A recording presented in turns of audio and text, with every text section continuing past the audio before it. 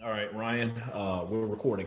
So, so Ryan, let's just go back to 2015. That was my first year in the Dallas-Fort Worth market working for CBS 11. I remember doing an interview with you and Oxnard side by side with David Irving, Yeah. the promising young defensive ends for the Dallas Cowboys. Take me back to 2015 when you were a Cowboys fifth-round draft pick coming from Purdue and Carrollton Creekview. Yeah. Oh my God, that moment. I mean, it was what I worked towards my whole life, to be in the NFL, to be on that platform, and to be back in my hometown. You know, I was raised in Dallas. My first introduction to football, the first ever NFL game I went to was the Dallas Cowboys versus Philadelphia Eagles football game. So to be back not only at home but wearing the star on the side of my helmet, I mean, it was so huge. I mean, that moment was everything. Oh, sorry. that moment was everything to me. I mean, looking back, I was probably too in awe of the moment. It should have been more in the moment. My rookie season was played with injury and, of course, like the ups and downs that young players go through. But to just not only be validated by being drafted, but to be validated by your hometown team. I mean, that was, to this day, top 5 biggest moments of my life. So you think the reason you lasted just a year with the Cowboys is because you were in awe? Is there anything else that you think contributed to why you didn't really get a chance to showcase your talents here? Of course, there was a lot of things. Injuries, like I said, played a part in just little nagging things, the speed of the game. And as people know now, obviously I was in the closet then, which took a huge toll just mentally, you know, being prepared. And that's the thing in the NFL that's so different from college. When everyone wants to talk about the speed of the game and the level of talent, and yes, those things are different. But really the hugest difference is just the mental edge, how prepared guys are. Guys have been working at their game and at their craft and at the highest level for years. You know, you have vets like Tom Brady, who's been there for 20 years at the time, you know, tackles like Joe Thomas, even a Tyron Smith, who's been playing at a high level for a long time. And I was still trying to figure out not just my game, but who I was as a person and accept that. And that also just comes into play with your confidence. If you're not confident with yourself outside of football or in your personal life, that's going to affect your confidence on the field. So I was plagued by a lot of that stress that I was really just bringing on myself and the secrets that I was harboring. So from Dallas, you head to Tampa Bay. And if I'm not mistaken, you spent 2 years in Tampa Bay. And you even started 7 games one season for the Buccaneers. So at that point, are you like, man, okay, it didn't work out for me in Dallas, but my career is starting to go up a notch. It's starting to uptick now. Definitely. Dallas was a hard loss for me. Not being able to play there, being cut by the Cowboys, my hometown team. Like you said, this kind of great, amazing moment then turns and it has a sour end where I'm no longer given the opportunity to play for the Cowboys. So when I got to Tampa, I was fueled by just that. It's like, this is my second chance for my career to really go where it was supposed to go, to show everyone why I was drafted by the Cowboys, to show them that upside, show them that potential. And I had great success along with a young, thriving defense with Quan Alexander at the time, Levante David, who I believe was one of the best linebackers in the game, completely underrated. Gerald McCoy, you know, may he come back from this injury he's suffering now. All these amazing young talents. And I had success. I rushed quarterback, I got sacks on, you know, regular season MVPs like Drew Brees and Cam Newton and Russell Wilson and these guys who are some of the greatest people to do it now. And I really felt myself growing in the professional stratosphere. And with that came a need to grow in my personal life and a need to grow as a human being and as a man. And you can't really separate the two. I know people talk about, of course, coming in the locker room and being focused on work and focused on things. But the way that you're able to focus on work and focus on the field is by making sure that you have your personal life handled and taken care of and you're in a good place outside the locker room. That's how you dive into football and into your career 110%. It's not by ignoring those distractions, but by facing them head on, overcoming those challenges, making sure you're in a good place so that when you do put that helmet on, you can be your best self. Clearly, you can't be running around there with a confused mind. Not in that sport. Not with all that physicality and all those collisions, and you got to keep your head on a swivel, even when you're clear-minded, let alone going out on the field and being foggy-minded. So what happens from Tampa Bay And then how do you get to Buffalo? So Tampa Bay, like you said, was there for 2 years, started several games. I suffered a shoulder injury. I dislocated my shoulder, tore my shoulder. Week, I believe 4, it was like Thursday night football against the New England Patriots, Tom Brady, who now is a Buccaneer, ironically. But yeah, so I tear my shoulder in that game. I sit out the rest of that game. We end up losing a close one to a great team. We have a bye week. I take that week off. We go to Arizona. I don't travel with the team. My shoulder at this point is god awful, but this is my contract year. You know, you hear about guys talking about, this is it. This is your chance to really stick and make it in the league. So I put on a shoulder harness. I made the decision to play regardless of, what the doctor was telling me, regardless of what my body was telling me. And I put it all on the line. Still started a few games, had some success, had some sacks come after that injury. But at the end of the season, my shoulder ended up being much worse than it already was. And it was pretty bad to start off with. So the Buccaneers, in good faith, of course, moving forward, is like, we can't offer you a new contract not really knowing what your ability is going to be like after you have surgery, after you go through a year-long rehab, kind of all these things. So I have no regrets. I wouldn't have done it differently. It was my shot to play and my shot to be there for my teammates as well, guys who I put in a lot of work with. But I felt sour about it. And I had to rehab. At that time, I also had a personal bout. My best friend was fighting cancer at the time, the person who I went through all of college with. I was the best man at his wedding. I introduced him to his wife. He was fighting stage 4 cancer and passed away in 2018. So that all kind of hit me at once. I was away from football. My best friend had just passed. And I didn't really know where to go from there. The two strongest entities in my life, my friendships and my career, were both kind of taken away from me. Thank God I fought from that depression. I fought from that injury. I got back to a point where I got a call from the Buffalo Bills late in camp. I was able to show up, pass a physical, and join their team for the camp. I think I played all of the preseason games. I graded out the highest in the last game as an edge defender. But coming on so late, teams already kind of have their guys. They had just gotten Trent Murphy. They had a lot of stock in Shaq Lawson at the time. They had some vets already, of course, that weren't going anywhere. Alexander was rushing off the edge. They had, of course, Jerry Hughes, an amazing talent, Kyle Williams in the middle. So the roster was kind of already set. At this point, I apparently did not show them enough for them to gamble one of their sure players or guys that they had grown with. So I was back in free agency again. This time, thank God, with a better fortitude mentally, in a better place spiritually. And that's also when the journey of my self-expression and the journey of my coming out really came into play. Because it was like, okay, are you going to go back to that pit of depression now that football has been taken away from you again? Or are you really going to love yourself and find happiness outside of this? Of course, still training, still preparing. I'm a free agent now. I work out every morning at 5 a.m. and I'm waiting for my opportunity. But I'm going to take care of myself so that when the opportunity comes, I can, like I said earlier, just put 110% into football. In your mind, Ryan, I mean, I know this might be a silly question, but in your mind, talent-wise, are you good enough to play in this league? Definitely. No doubt in my mind. I mean, you see guys, of course, at 27, 28, 29, guys are having the best years of their career. And I feel that. Like, I physically feel the best I've ever felt. Mentally, I'm way further along. And ultimately, I'm just more confident and happy with myself, which shows in everything I do. Which shows in the way I train, shows in the way I show up for people in my day-to-day life, my friends, my family, my writing, everything. So, I mean, I'm not only a better player, I'm a better human being, which will allow me to be a better teammate. So there's no doubt in my mind that I have the talent, the ability, and the mental fortitude to not just play in this league, but to contribute to a championship team. You talked about your writing. One of the things you list on your Instagram, description is poet.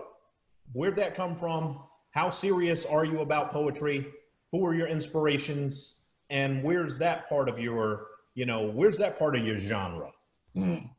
Yeah, I've always written poetry. I don't think I really knew it was poetry when I was writing it at first. From a very young age, I lost a parent. I lost my stepfather at a young age, and poetry is one of those things that helped me explore my feelings and express how I was feeling and try to understand it.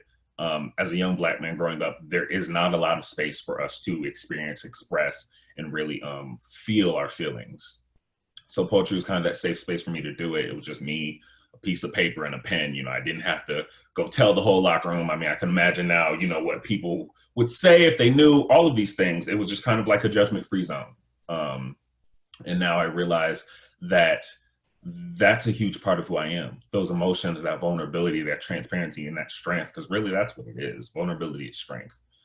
So I'm very serious about it. Also, I mean, I published a poetry book in 2019, April 26th, my mother's birthday, Prisoner Passion. And it just talks about these things, the greatest constraints and the greatest achievements and successes in our life, how we kind of let it control us and entrap us. And instead of just fueling us in our passions, we kind of create these prisons. And I did that with football. Football is a great example. It was a way that I had family, brothership, mentors, you know, father figures in my life. I had great success as a tip care of my family. Yet because of the secrets I was harboring, because of the pressure I was putting on myself, because of all these things internally, I made football way harder than it should have been for me. And as we all know, football's already hard, especially at this level. So it's just kind of a reminder not to do that. Don't do that with our relationships, with our passions, with our careers, with anything. So I'm very serious about poetry. It just kind of flows out of me. I don't know. One thing I'm not going to ask you to be poetic about is I'm going to ask you to be straightforward on your feelings. Is what's going on in our country. What can change the culture of our country? I mean, at the end of the day, it's going to sound really simple and really cliche, but it's going to come down to really just love and empathy. There are egregious acts of injustice, egregious acts of racism, egregious acts of misogyny, homophobia, all of these things that are plaguing our country right now and have been for a long time. I think when the Black Lives Matter movement really ignited at the murder of George Floyd, a lot of the sentiment from people who do not live in a life of oppression, who do not live in fear for their life because of the color of their skin or who they love, a lot of those people were shocked. You know, it was kind of like this, what's going on, what's happening, when those of us who have been living this way know that this is deeply embedded in the history of our country. You know, we are taught in history to praise and acknowledge known racists and known slave owners and known people who are really, we're taught to look up to in school, who've really done a lot of damage to us as a community as a whole. And we have built systems upon these broken ideologies and these hateful terms and these things. And we are then concerned and wondering why the police system is broken. The police system is not broken. The justice system is not broken. It is doing what it was designed to do, which is to keep certain people in power and oppress and endanger certain people, protect property over Black people and Black lives. I'm hard pressed to say that we need to start over in a lot of areas in this country. You can't put a Band-Aid on a gash. Whether that is abolishing the police, I'm not sure. I don't know what that exactly looks like. But there are some hard decisions that we need to make for the betterment of all people. And if my life does not matter in the same way, if Breonna Taylor's life does not matter, if George Floyd's life doesn't matter, if all these people's life are not valued in the same, then none of us are equal. None of us are free. Then the hundreds of years that we fought this fight, we're still losing it. So I don't know exactly what the answer is, but I know that there are some big shifts that need to happen, and that a lot of it just needs to start over. The system needs to start over. When you see that none of the three officers involved were charged with murder when it came to the killing of Breonna Taylor, are you devastated, disappointed, disheartened? One of the most prevalent sentiments I got is unsurprised. Like we know this is the history of how these things shake out. Where are your emotions when you see the way that unfolded? Yeah, I wasn't, with everything that's gone on this year, I was not surprised. If anything, I was in a point where I was reinvigorated to continue to fight on the side of equality, to continue to right the wrongs, to continue to fight against racism and against hate, not just in language, not just in how people interact with each other, but on a systemic level. And also, I was mournful. I grieved yet again. Breonna Taylor is my mother. She's my sister. She's my niece, my aunt, my cousin. She's my family. She is all of us. And she not only was murdered, but continues to not see justice. I've talked at length about just the casualty in which Black lives are not only ended, but in the way that they are paraded around. I'm tired of seeing memes of Black people. I'm tired of seeing viral videos of Black people being assaulted, murdered in front of their children, in front of their families. The casualty in which we throw around these names and these hashtags and murder. I'm tired of it. I'm actually exhausted, and I mourn for my brothers and my sisters and my family and my fellow humans. But I am the type of person where, like, when I get kicked, I just fight harder. When I get told no, I just go looking for more yes. When I am pushed, I push back. So that's where I'm at.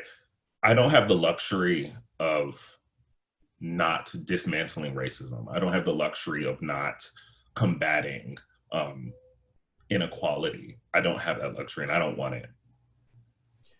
Ryan, I want to read something from your article that you wrote, a year ago. And it was, I guess, coming off of an interview you had with a prospective NFL team.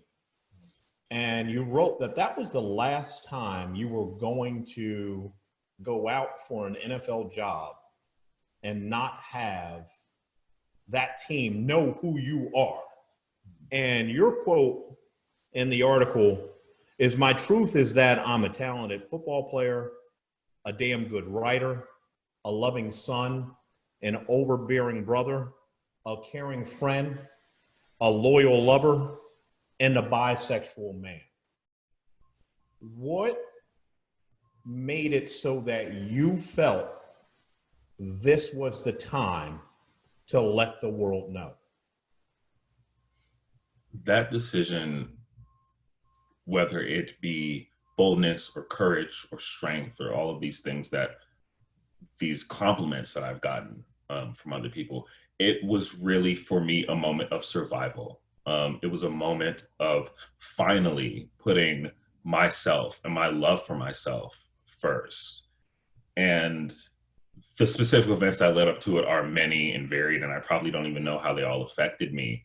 But at the end of the day, I was at the point where I couldn't imagine living in the closet again. I couldn't imagine playing for an NFL team and shrinking myself and hiding and withdrawing into my locker room or into my jersey or into my number and living that hidden, secretive, dark life.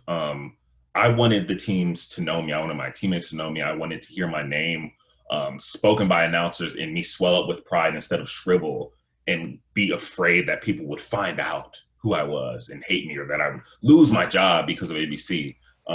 And I found that the way to get rid of these fears, get rid of these thoughts, get rid of this daunting mental cloud in this haze and fog that I was going through my career with, was not by hiding more, was not by withdrawing more, was by shedding light on who I was, accepting it, loving myself, letting everyone else know, giving them the opportunity to then be teammates and be human beings and be the people that I know that they are, and be there in my life and be for me and us form a real connection.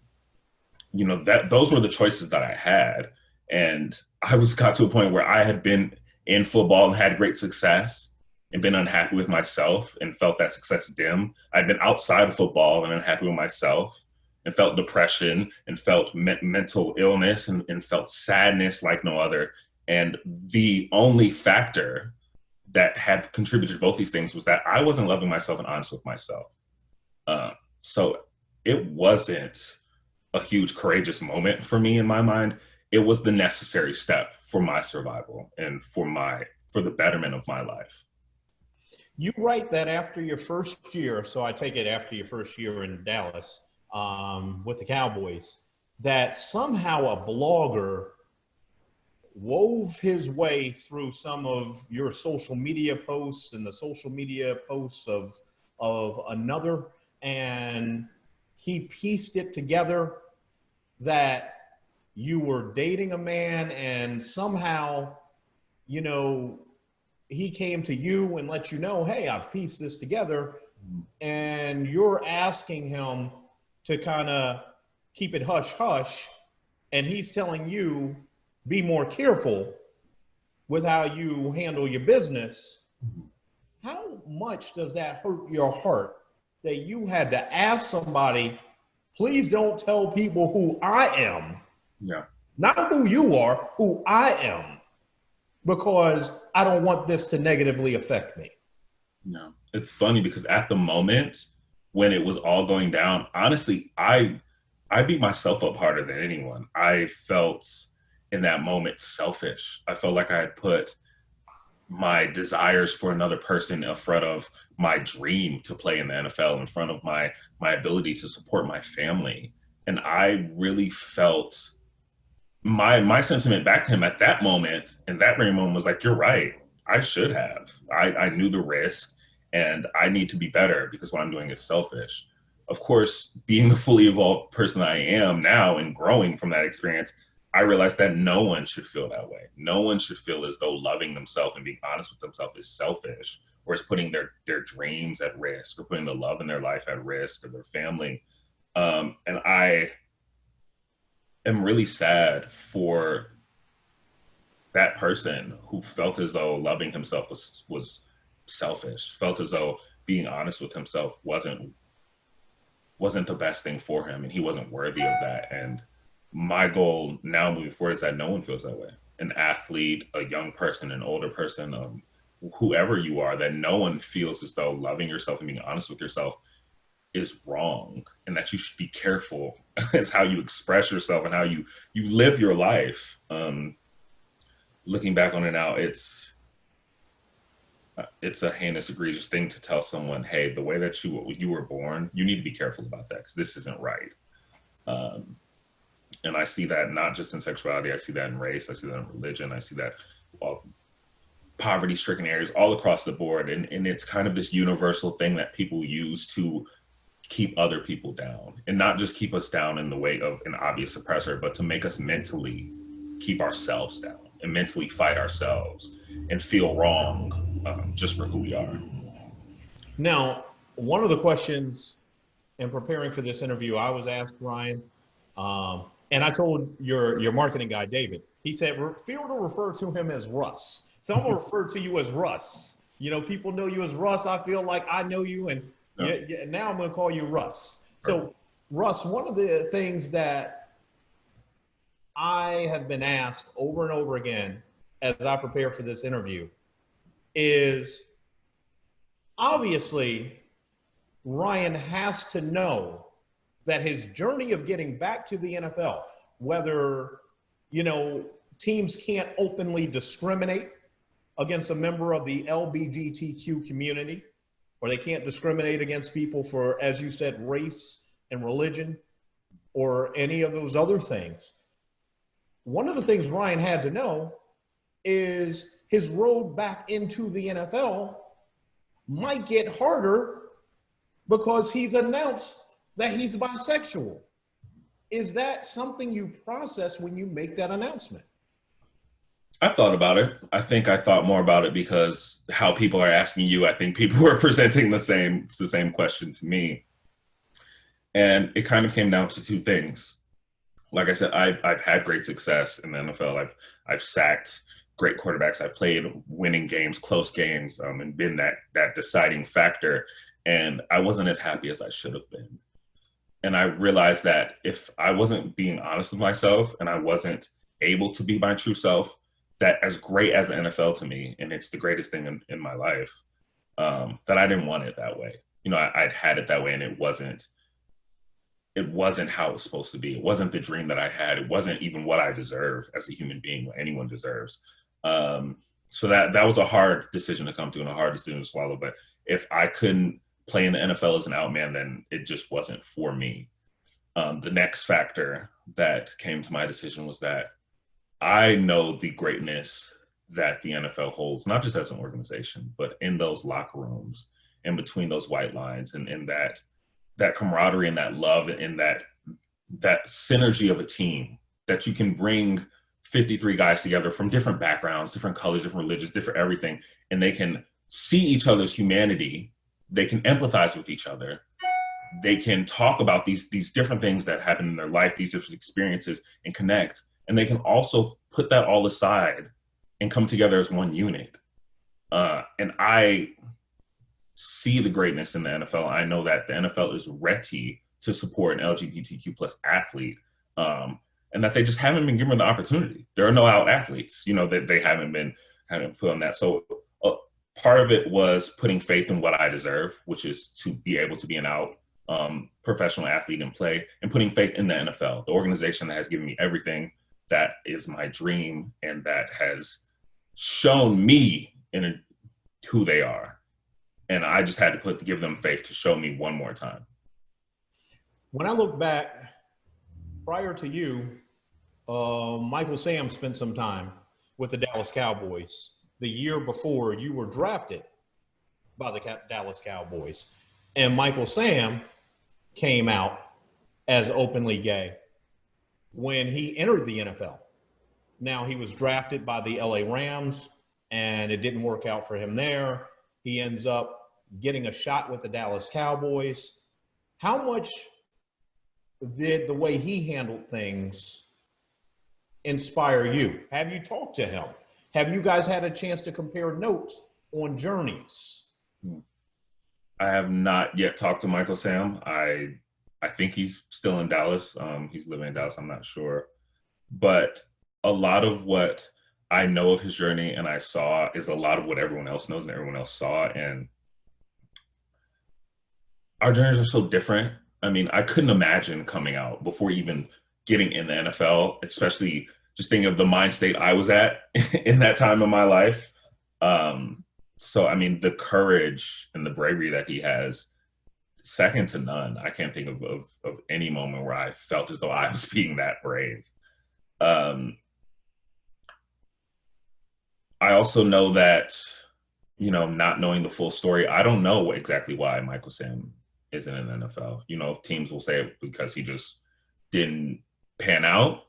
I'm not sure what his side of things is. I wasn't in those locker rooms at the time, so I don't know. I try to keep in mind just of the moments of him that are, like you said, inspirational, that inspired me. The braveness, the courage, the knowing, the sureness in self and knowing who you are, aside from just what you do.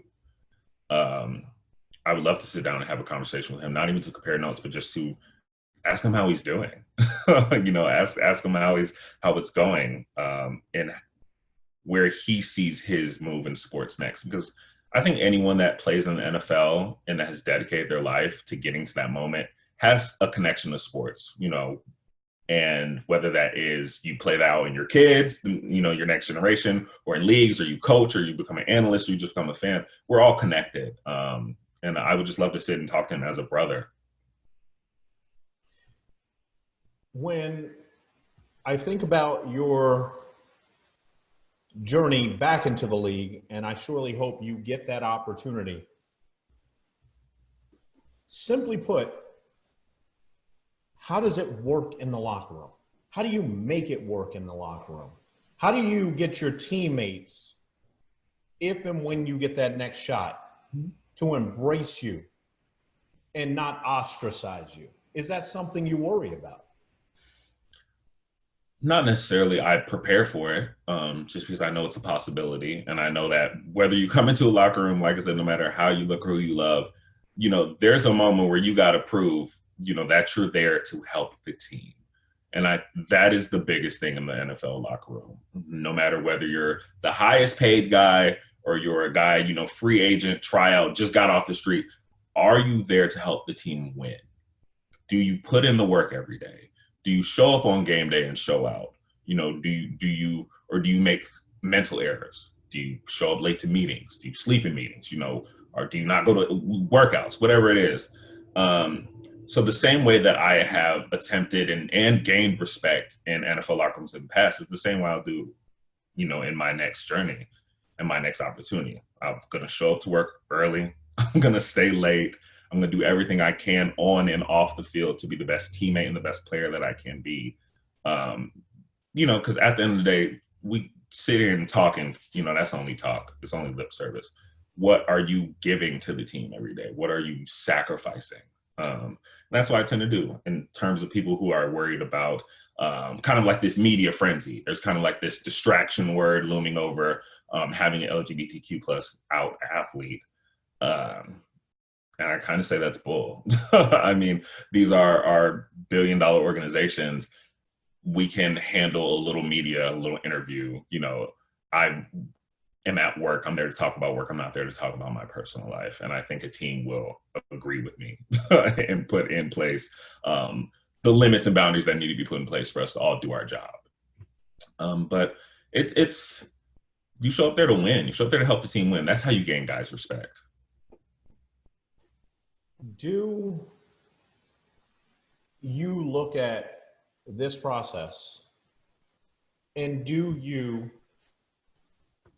still believe, forget, let's say, the media, forget maybe even the fans, do you believe that there's still a stigma attached that it's going to be hard for an openly gay or bisexual man in the NFL of all sports, let alone the other, male-dominant professional major sports, National Hockey League, NBA, Major League Baseball, to be productive and be accepted? Yeah, I think it's definitely going to be hard. I think regardless of whether you're an out athlete or not, that part is hard. And also when you're the first of anything, that's going to be extremely hard. But as hard as it is, it's going to be 2 times worth it. 2 times more worth it. And I'm willing to do it. I'm willing to be that person. I've been in the locker room. I've had success. I know what it is to be a teammate. I know what it is to win games. And going back in, the only difference is that I am more confident in who I am, and I love who I am, and everyone will know that truth. So I'm not worried about how hard it's going to be. The NFL is hard. What we do is hard. Whether it's, what margin of difficulty, that doesn't matter. Are you willing to do the work? Are you willing to show up every day and put in the work? And I am. Ryan, I'm going to ask you a direct question. Do you know of any other current NFL players who are openly gay or bisexual? And if so, without naming names, I'm not going down that road, without naming names, what would be your message of encouragement to them?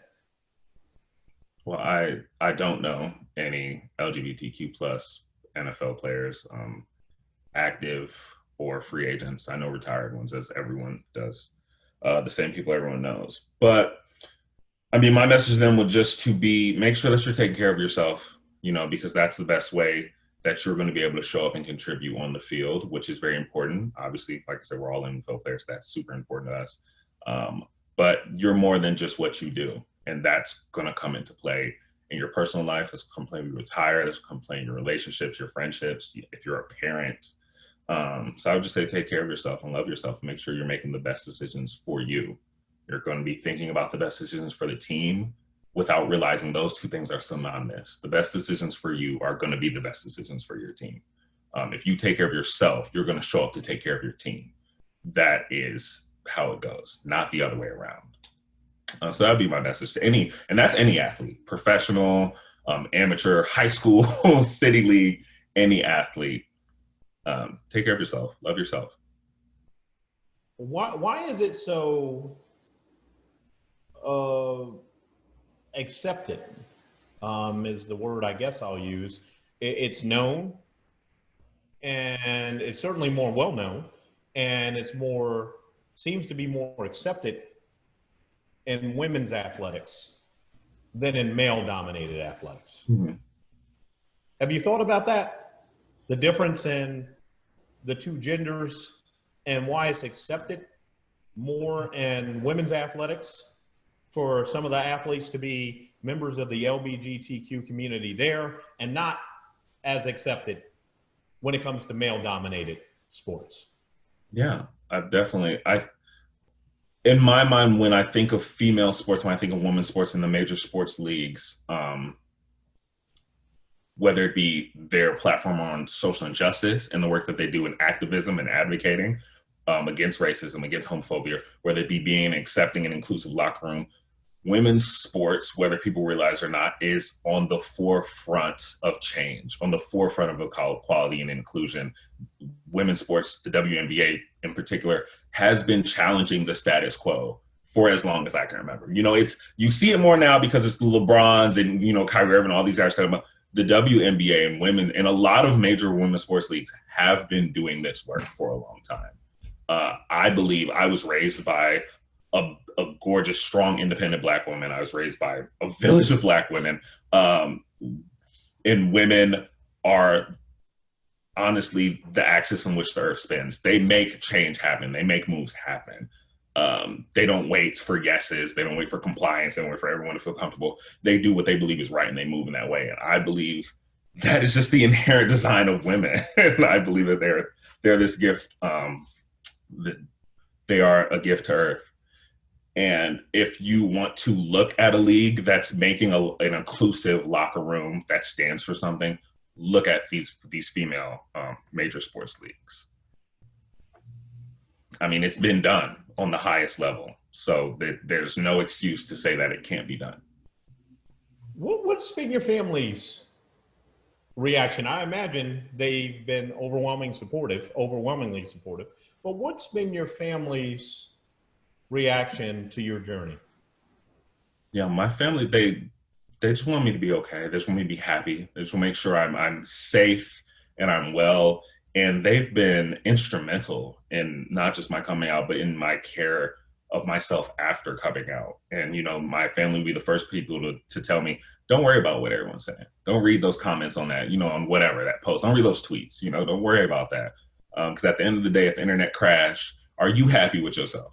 Are you happy in your life? You know, because that's what matters. Especially, you know, like my mom, even my grandma, she's like, the internet, she's like, that stuff didn't exist, you know, however many years ago. It might not exist however many years in the future. It's not what is important. And that's just been their message to me. Make sure that I am prioritizing what's important in my life.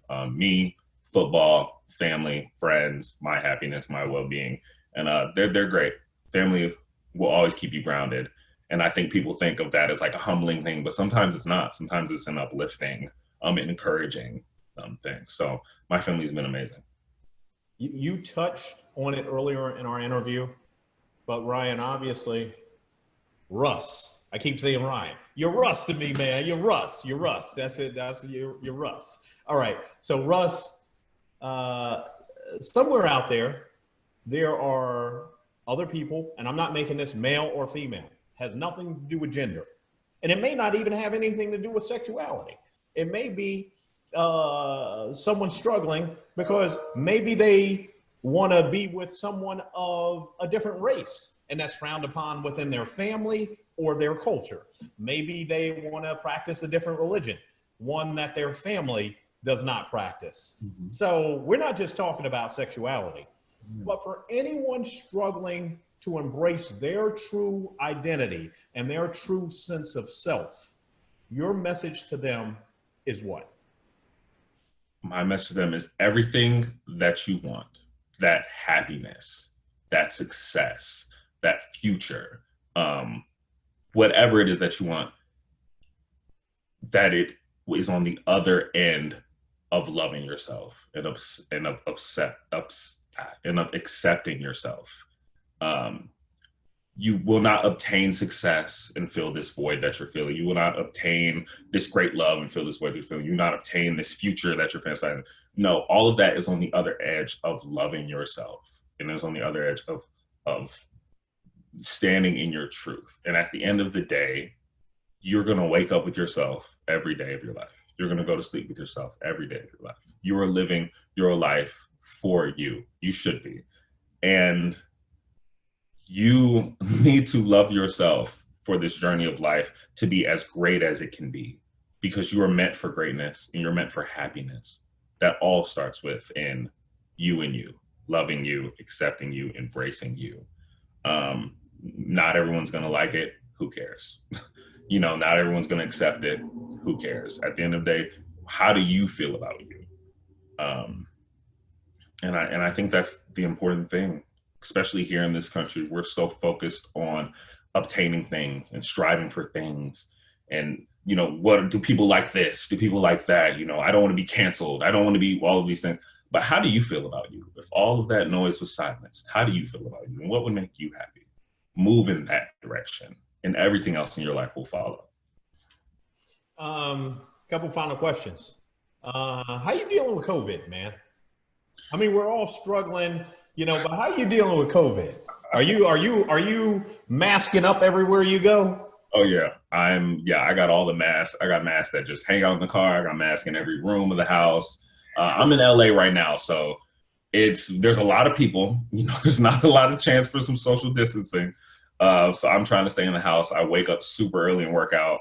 I hit the gyms outdoor before anyone else. I want to be the first person to use that equipment that day. And I try my best to keep my distance. Not even for me. I feel as though I'm strong. If I got COVID, I would survive, knock on wood. But just for everyone, just to make sure that I don't want my actions to inadvertently hurt someone else. So I'm taking it very seriously. I'm trying to absorb as much of the information as I can and make the best decisions for me. So social distancing, staying in and trying to self-quarantine as much as possible, and masking up everywhere I go. Please wash your hands, people. I don't understand why that has to be said. Please wash your hands. That should have been done anyway, right? Yeah, I'm just like, what? I'm like, wait, people weren't washing their hands? I'm so confused. But yeah, just do everything that you can, because you never know. Your actions can affect someone else. Do you in your heart of hearts think you get another shot? Yes, without a doubt. I've been in this league long enough to know it's not about if, it's just about when the opportunities come. And that's all. I mean, there's been no preseason. Guys kind of ran into going full speed, and we're seeing that recoil on injuries, right? Yeah, we're seeing that in a lot of bodies.